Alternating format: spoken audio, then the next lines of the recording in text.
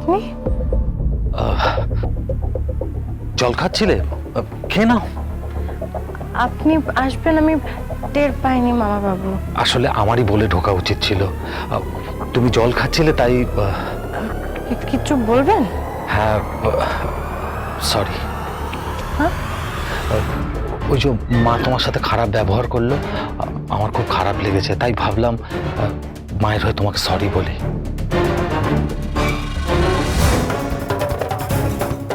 খবরদার, এতদিন এই বাড়ির সকলের থেকে আগলালাম তোকে, আর তোর এত বড় স্পর্ধা, তুই আমার ভাইয়ের গায়ে হাত তুলেছিস। তোমার সাহস কি করে হয় তুমি মামুর গায়ে হাত তোলো?